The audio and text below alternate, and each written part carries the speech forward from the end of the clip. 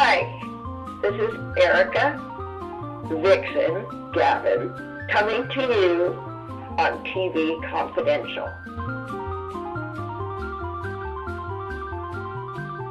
Ed Robertson with a reminder that the next edition of TV Confidential will premiere next week on this station at the usual time. We will welcome back entertainment legend Ruta Lee, plus we'll play part 2 of our conversation with Dory Page, author of Leslie Stevens Goes to Hollywood. In the meantime, we'll continue our program-length tribute to game show legend Wink Martindale by playing more of our conversation with Wink that originally aired in December 2018. Wink Martindale passed away Tuesday, April 15th, 2025, at the age of 91. Why do you think game shows have always been a popular form of entertainment? Well, because everybody likes to play a game. Mm-hmm.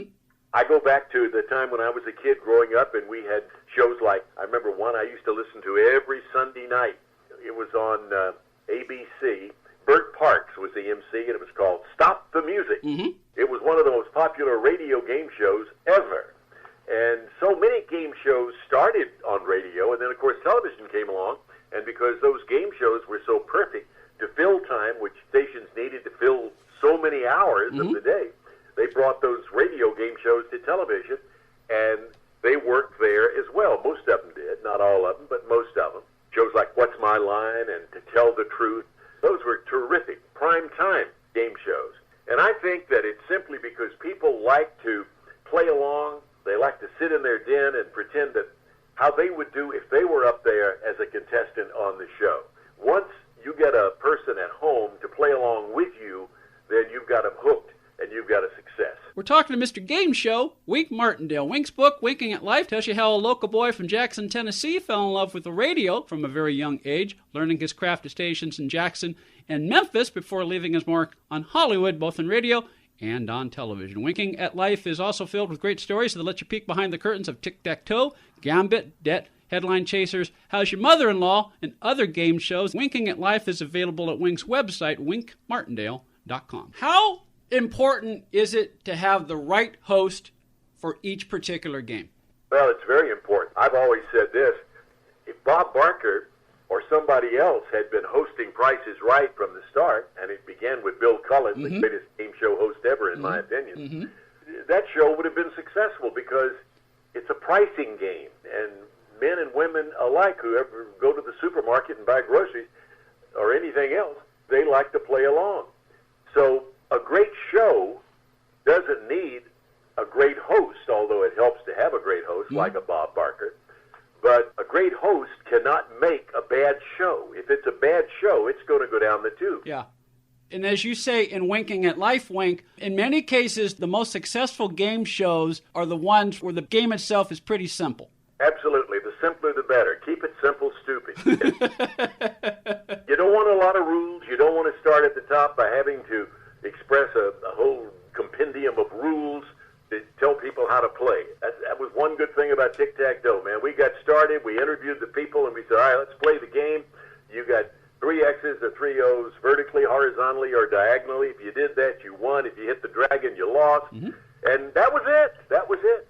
You've hosted shows where you've had celebrity panelists, and you've hosted shows such as Tic-Tac-Toe where it was everyday contestants. Do you prefer one type of show versus another, or does it all depend on the game and how the game plays and works? That never mattered to me. I just love to play a good game. The first game I ever did on network television was at NBC in '65 called What's This Song? Mm-hmm. And it was a celebrity show. We had a contestant and a celebrity, 2 teams, and they tried to identify a song and then sing the first 2 lines of the lyrics verbatim. It was a good show, only lasted a year. In fact, they changed my name from Wink to Win. Wink was too juvenile sounding. Yeah. But after I got started, after that first year, it didn't matter, went back to Wink.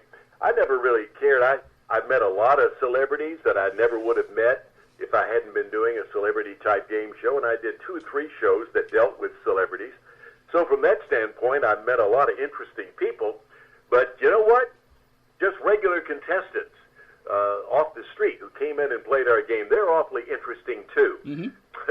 I remember, I think this is in the book, one of the funniest things that ever happened on Tic-Tac-Toe in the fall of each year, we did an over 80s tournament where all the contestants were over the age of 80. And I got into the middle of an interview with one of the contestants, Dr. Reba Kelly.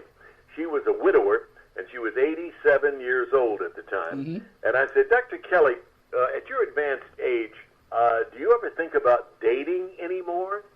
And she looked at me, and she came right back at me with this answer. She said, yes, Wink, I have 4 boyfriends. I said, really? 4 boyfriends? She said, yes. I get up in the morning with Will Power. I take a walk with Arthur-itis.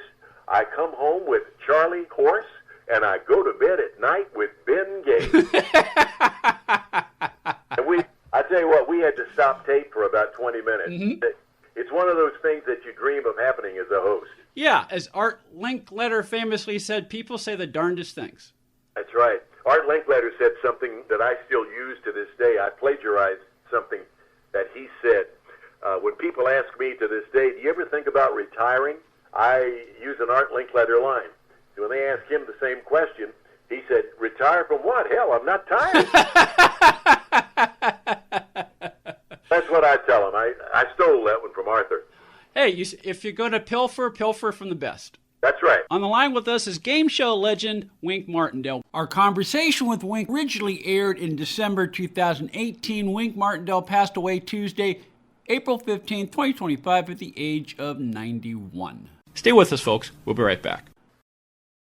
This portion of TV Confidential is brought to us by our friends at Front Porch Realty, the community of realtors in the Northern Bay area of California that is committed to finding the solution that is best for their clients. Whether you're a first-time home buyer or looking to sell or lease your property in Northern California, call Karen Strain at 415-886-7411 or visit frontporchrealtygroup.com for more information on how they can help you. One more item. If you're starting a company, particularly one that is in an emerging market, you know that averting any sort of legal dispute is crucial to your business plan. Our friends at Tectonic Law offer an array of services that can help you avoid and preempt future litigation while also developing and protecting your intellectual property and intangible assets. Tectonic Law serves the needs of a host of emerging industries throughout California and beyond, including industrial designers, beverage makers, artists, farmers, retail stores, health practitioners, wellness experts, cosmetics manufacturers, nonprofit organizations, innovators in sustainable practices, and libraries. Go to tectoniclaw.com to learn more about how Tectonic Law can help your business thrive. tectoniclaw.com. Rock solid representation for groundbreaking industries. Hi, this is Jim Peck, and you're listening to TV Confidential. I understand, Wink, that you also have a soda pop named after you. Yeah, I do. How'd you know that? I looked at winkmartindale.com. It's available in a lot of stores. A lot of stores won't have it. We have a lot of stores out here in California called Bevmo, B-E-V-M-O. Okay. And they all carry it. Sandy and I love Hawaii. We love to go to Maui. It's our favorite place to get away to. And we wanted it to have that Hawaiian taste to it. So it's a Hawaiian flavorful drink. It's produced by a company called Rocket Fizz. It's awfully sweet. But if you're a sweet person and you like a good sweet drink, try it. Well, I have a Bevmo about a stone's throw from my building, so I will check it out for myself. It's got my picture on the label, so you can't miss it. I want to ask you about Elvis, but first, a follow-up question about deck of cards. Now, in case you don't know, folks, I mean, Wink had a gold record with that. Sold more than 1 million copies, and it exploded. And it led to an appearance on the Ed Sullivan Show in '59. And when you tell that story, you remind people of how heady it was because, you know, you're appearing on the Sullivan Show at a time when there are only 3 networks. That was a big deal. That's right. I grew up watching the Ed Sullivan Show, which was originally called The Toast of the Town. It was the #1 variety show for over 20 years, long before all of the other cable networks came along and played musical numbers. If you got on Ed Sullivan and you made an appearance there and did your record, it was guaranteed to be a hit almost overnight. Well, mine was already a hit, so they called me and asked me to come back and do it on the show. But it was an out-of-body experience for me to be on the Ed Sullivan Show. I remember the next day, sales of that record just went over the moon. the record was already hit all over the country, but then it just went crazy. And I remember the next day I did some promotional work around New York. Mickey Addy, the Dot Records promotion man in New York, took me around to various radio stations to visit the record librarians and the DJs. And I remember walking into WINS Winds in New York, and I went into the record library, and there was Tony Bennett, the DJ as a kid, a radio announcer in Jackson, Tennessee, when I was 17 years old. I remember playing Tony Bennett's Because of You and Cold, Cold Heart, you know, his first two hits on Columbia. And here I am looking eyeball to eyeball at Tony Bennett at WINS in New York. And I wanted to go over and say hello to him, but before I could do that, he came over to me. And believe it or not, Tony Bennett said to me, "Wink, saw you last night on Sullivan, you were great." And I thought, what's wrong with this picture? Tony Bennett telling me I was great. That reminds me of the time when Sandy and I went to see Elvis, and we went backstage between shows at the International Hotel, and we were talking to him in his dressing room, and he said to me, "Wink, look at your career. Look how well you've done. I'm so proud of you." And when we left there, I said, "Sandy, what's wrong with this picture?" Elvis Presley telling me he's proud of how well I've done. That reminded me of the Tony Bennett situation years earlier. And, of course, the cool epilogue to the Tony Bennett story is fast forward about 10 years or so. I think you're doing your talk show down here, and you had Tony Bennett on, and he remembered that day. Yeah, he did. It's amazing. You know, after all these years, to that time, the people he meets and the experiences he goes through, and yet he remembered that encounter that day at WINS in New York. Well, it also goes to show, Wink, and you know this, is that, yes, it's cool when people like a Tony Bennett or an Elvis say, "I really liked your record, Wink." And at the same time, it reminds you they may be stars, but they're people just like you and me. And in that respect, it's no different than a fan on the street saying, "Mr. Martindale, I love your record." Yeah, that's right. You know, we sometimes have a tendency to forget what is the meaning of the word star anyway. Look it up in the dictionary. I don't know whose picture I'd see, but it might be somebody like Tony Bennett. But they're just regular people, and they're people just like me in the world of game shows. I happen to get lucky. I happen to end up doing something that I always wanted to do, be on radio, and then, of course, eventually television. So I was lucky, true, but I worked at it. And I always knew what I wanted to do from the time I was 7 or 8 years old. You know, so many people get up every day and they go to work doing something that they dearly hate. And what a lousy way to go through life. We're so lucky. I'm sure you're doing what you enjoy doing right now. And, you know, we're so lucky to do what we've always wanted to do with our lives. On the line with us is game show legend Wink Martindale. Wink's book, Winking at Life, is available at Wink's website, winkmartindale.com, as well as Amazon.com. Plus, as we mentioned, Heavenly Child, the brand new spoken word recording that pays tribute to Elvis Presley. Heavenly Child is also available at iTunes or wherever music is sold. Wink Martindale also released the spoken word recording I Stand for Everyone, featuring words and music by Paul Hampton. I Stand for Everyone is an inspiring patriotic anthem about the American flag that serves as a corrective lens to see the world, ourselves, humanity, and our place in the world just a little bit better. I Stand for Everyone, plus That Was Elvis, to me, a poignant reminder of all the positive points of interest that were important to Elvis Presley's life, also available through iTunes as well as winkmartindale.com. I know we have just a few minutes left, but I have to ask you about Elvis. Now, you just mentioned, you know, if we're lucky, we do something that we enjoy doing in our life. I mean, even though we need to put the work in and listen to people and all of that, you know. Sometimes it's just a matter of being in the right place at the right time. And, you know, you were not on the air that night, but you were at the station the night that first Elvis record was played on the radio. That's right. Fate placed me at WHBQ Radio that night in July of 1954.